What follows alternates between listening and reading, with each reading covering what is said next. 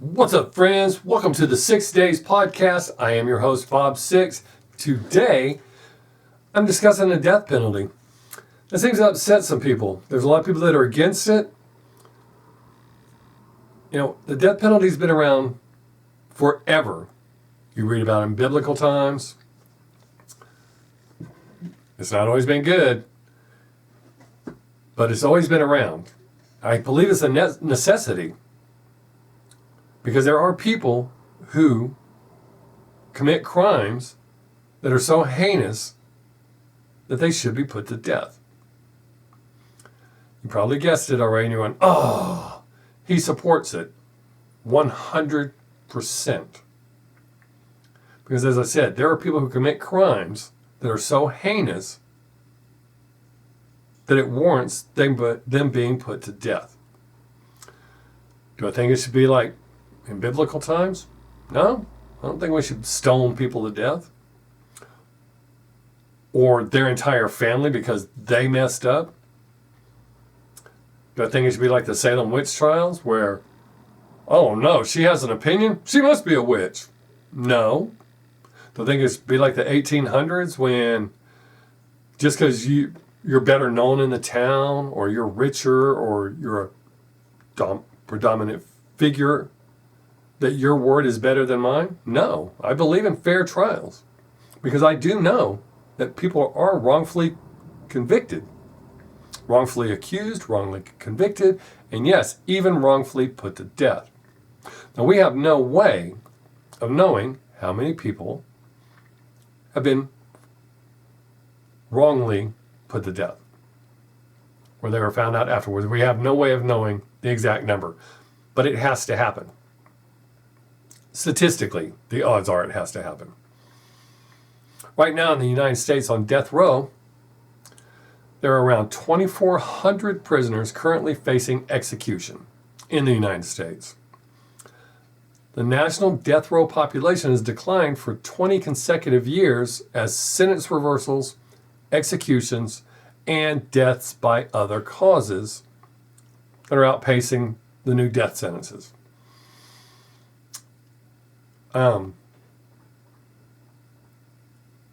The fact that they're outpacing, because you know crime hasn't gone down, heinous crimes at that, home invasions, auto theft or carjacking, random muggings. I mean, people are being shot for a couple of bucks or their shoes or their car or whatever. That's insane.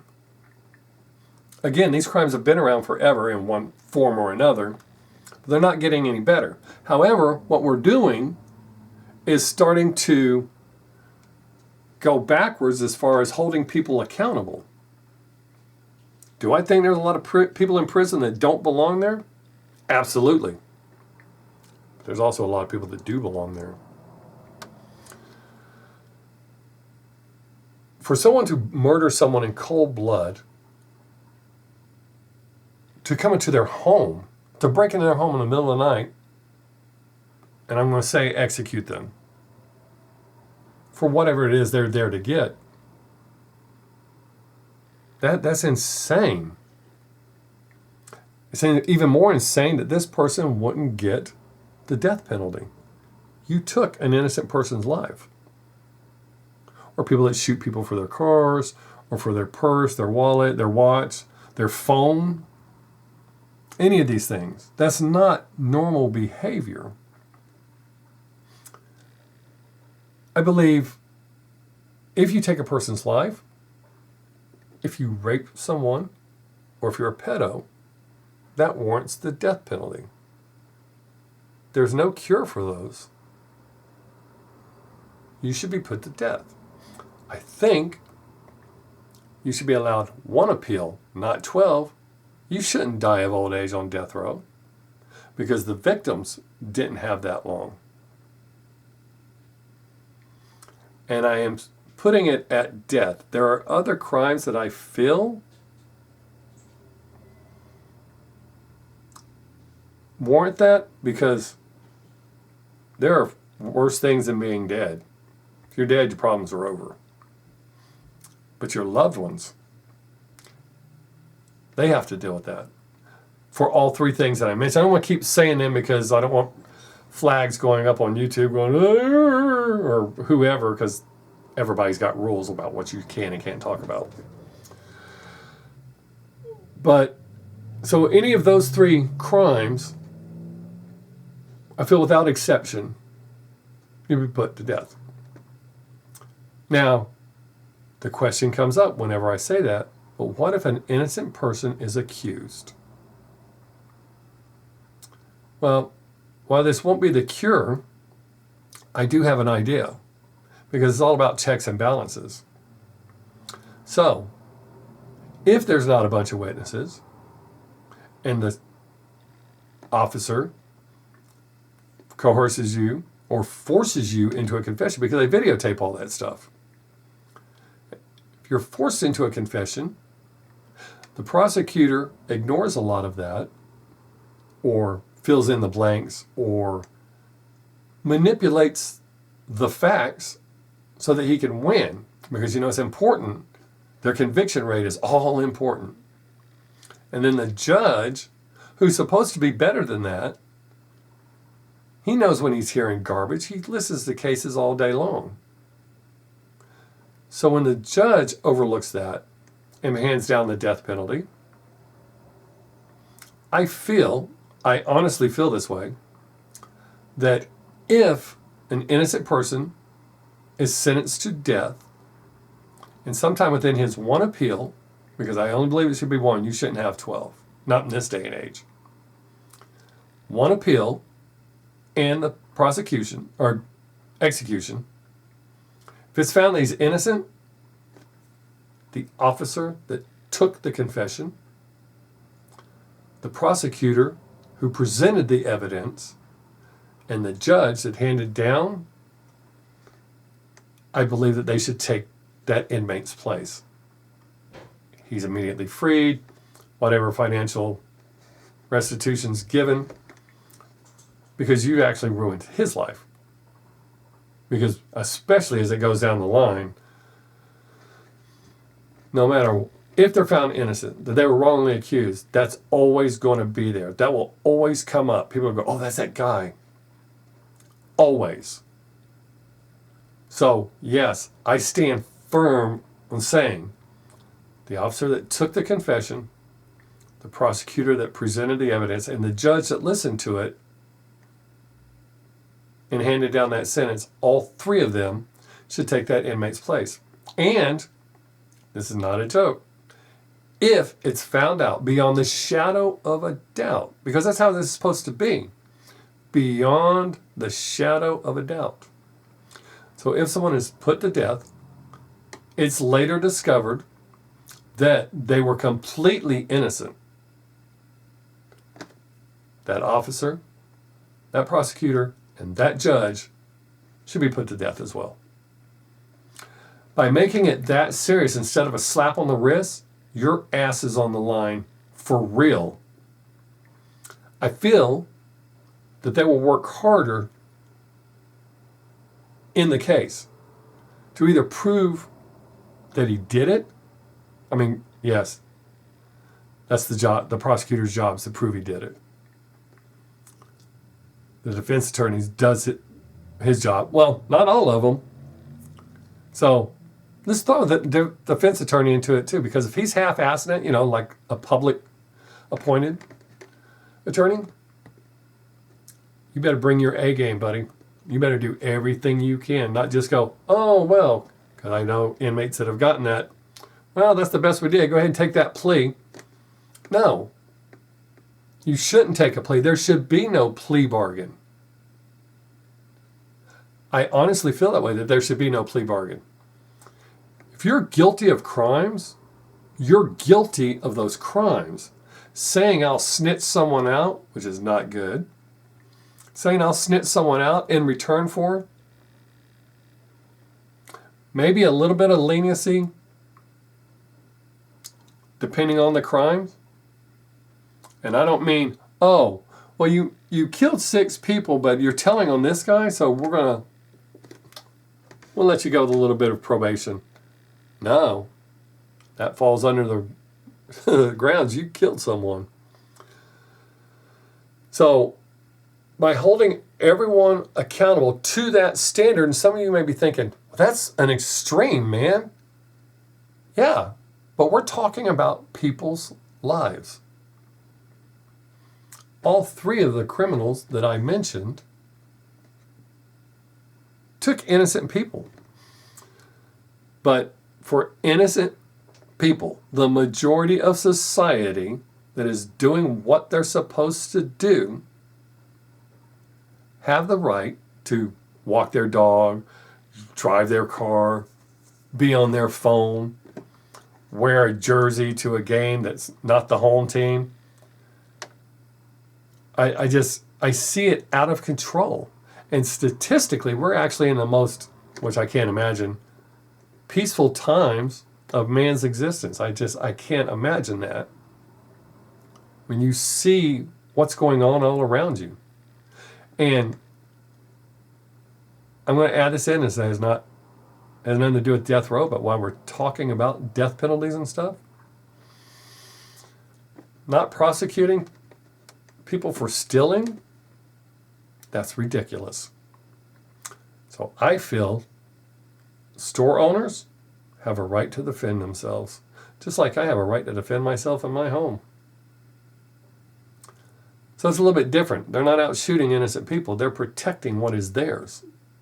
And I'm not advocating them shoot people, but you got to do what you got to do to protect yourself. So that being said, I think if we added those checks and balances into it, because right now, as far as I know, there's not any real consequences. It's like an oopsie, and here's some money. An innocent person, their family doesn't want, they'll take the money, but they would rather have their loved one. As with the victims' families, they would rather have their loved ones. So, the death penalty is a necessity to remove these people from our society. It's not going to cure crime, but it's what's right. So regardless of where you stand, if it's religion, well, that's in the Bible. They put people to death then. So it's not against God's word or God's will. When someone kills an innocent person who was doing nothing other than existing, like the guy in the Bible, God had told them, you'll be successful, but never steal any of the stuff from any of the towns where you defend yourself or that you win, you're victorious in. And that guy stole a few shekels of silver, I think it was, and a robe or two. They stoned him, his entire family, and all of his cattle to death. I mentioned earlier, I don't think the criminals' family should be held accountable. It's not their fault, unless they give them aid and try to hide them and all that stuff. I told my kids growing up, I love them unconditionally. But if they commit a crime that puts them in prison, I will not spend a dime to get them out. Neither one of my kids have been to prison. They understand.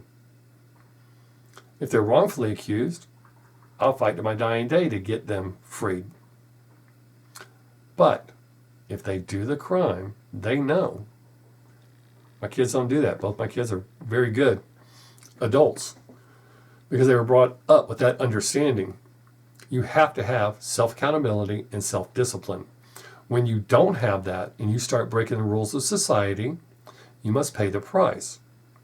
So as that escalates to murder, rape, or harming children, you need to pay that price. You obviously are not going to get better.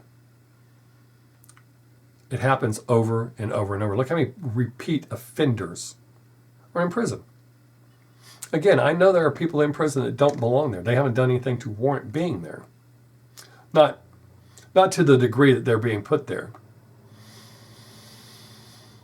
But we have things like here in Texas, I'm not sure if it's in other states. I guess I should have looked that up.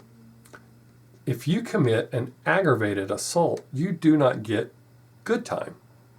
You will serve 1/4 of your sentence. So you'll serve, at a minimum, 5 calendar years on a 20-year sentence. But if you shoot someone, regardless if they die or not, you get good time. Or however you end life for them.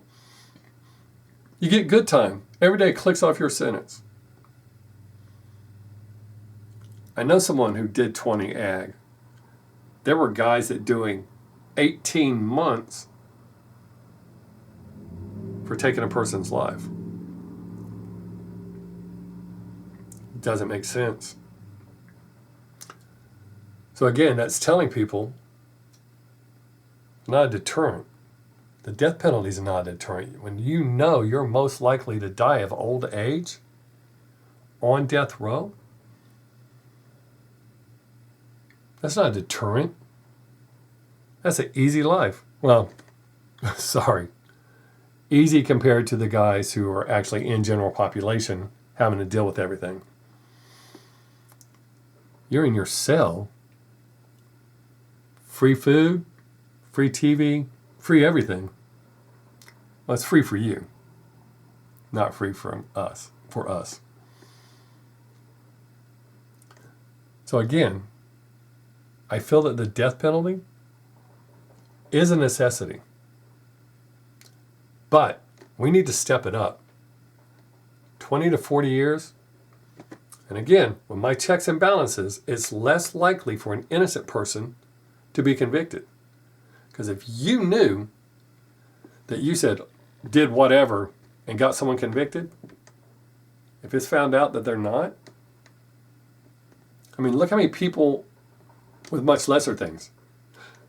Well, if you get caught stealing from work, you're going to get fired. Does that stop people from stealing? No. Does it reduce it? It does where I work. Because they will fire you no matter how minute it is. You could steal a 50-cent bottle of water and they will fire you. It just happened recently. It was with a soda, not water. So, will enforcing the death penalty and stepping it up and enforcing it stop crime? No. Will it remove those people that have done the crimes from the equation? Yes. And using my checks and balances, it reduces the amount of innocent people that are most likely to be convicted. And again, because I always have people say this, but one person, it doesn't warrant. If your house is on fire, are you going to turn on the water hose and try to put it out? Or just let it burn? Because this one water hose is not going to stop it. I honestly believe the checks and balances and stepping it up, we can help or make a difference. And will make the judicial system do its job. You're supposed to be innocent until proven guilty, not the other way around. And we all know that's how it works. You're guilty until proven innocent. But with the video era, everybody's got a phone with a camera on it. With video era, DNA evidence, and these people in the judicial system knowing that if they fail, they will pay the price. I think it'll make a difference. So, I've probably upset some people. This was not my intent. I noticed I didn't try to make any jokes or anything like that because I am dead serious about this. We have to do something. We cannot keep turning them back or not putting them to death and letting them live out their lives while we fit the bill. We're in enough trouble financially. The number one reason for this, my stance on that, is the victims' families. Those people are tortured, especially in some of the more heinous crimes. Their loved one was taken away while this guy or gal sits on death row 20 to 40 years. Unless you're convicted at 80 years old, and you die at 82, you shouldn't be dying of old age in prison. Does that mean we should be just releasing everyone who's not on death row? Nope. There are guys that belong in there. I haven't been to prison as far as an inmate, but I've visited people. I see what goes on. I hear the stories. So no, I don't think everyone should just be released. There are a lot. And I think we should probably go back through. If we held everyone to that, for every stage of it, if you wrongfully convict a person, you have to take their place, regardless of what the sentence is. Maybe we should do that and they would work harder. I'm not for an innocent person being put to death, but realistically it's going to happen. Just like a lot of innocent people are put to death, not by choice, not because they did anything wrong, other than living their lives. So I don't think we should just ignore everything and just let everybody, oh, whatever you want to do, or we're not going to convict you because it's not that big a deal. It is. But let's put that checks and balances in place. That way you are innocent until they prove you guilty beyond the shadow of a doubt. It won't stop it. Some I'm sure will slip through. But I don't think the majority will. I think it would change a lot of things. So there we go. That's my thoughts on the death penalty. What do you think? Let me know in the comments below. Also, I need to know what y'all want to discuss on here. I'm not quite to the point. I need to get more people before I start bringing guests on. But what do you want to talk about? Let me know in the comments below. I appreciate you being here. I hope you have a great day. Make someone laugh if you get the chance. Don't forget to tell your friends and family each and every time you leave that you love them. You just never know when that's going to be the last chance you get to tell them. Be safe, y'all. We're living in some crazy ass times. Till next time, I am Bob Sixx. Peace.